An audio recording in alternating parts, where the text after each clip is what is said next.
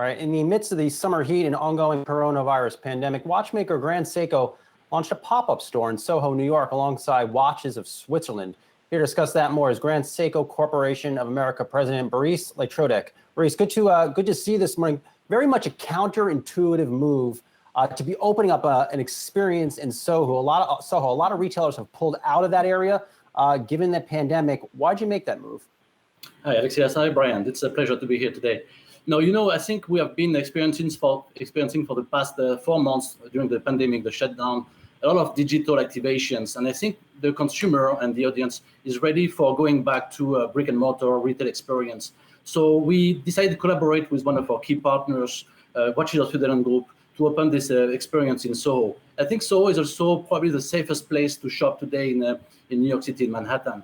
So we have there an immersive experience about the brand, very educational, very emotional, and we have been receiving a lot of traffic, a lot of attention so far.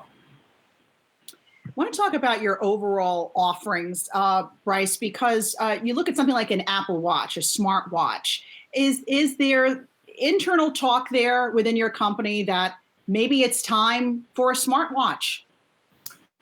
Thank you for asking. Definitely not for Grand Seiko. Grand Seiko is the pinnacle of the Seiko Corporation. It's focusing pretty much on mechanical watches, and we have a unique technology that we call spring drive that is an hybrid between mechanical and quartz movement. But we don't look forward to develop any high-tech watches. It's mostly based on traditional watchmaking. Yeah, your watches, they could go up worth more or sell more than $5,000, but part of that experience is getting a higher income customer into the stores to try it on. That's part of the whole fun of buying a watch. How have you been able to do that?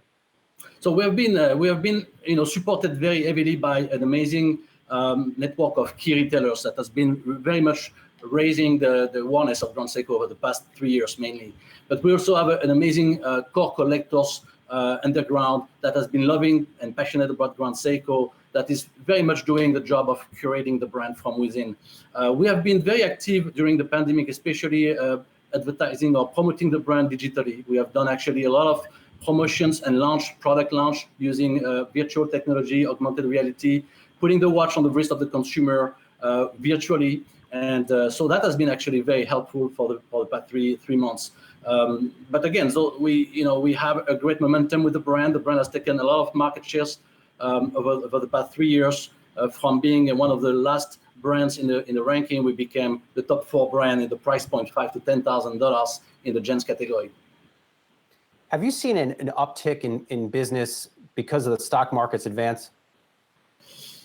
We have been, very much, we are selling a dream. We are selling a lifetime product. We are selling emotion. Our consumers are very much across the board, younger generation of clients, very much a millennial, tech-oriented, but also we have clients in the upper segment that are buying the higher price point brands that, collect Grand Seiko as well.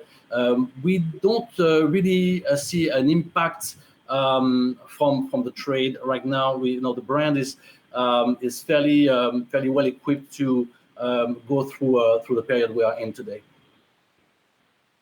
There's a very healthy and robust market out there that makes cheap knockoffs, if you will, of more expensive items. I'm sure Seiko has been a victim of this. What do you do about getting a handle on that kind of merchandise out there in the marketplace, Brice? Talking about the product allocation in the U.S. market, or sorry?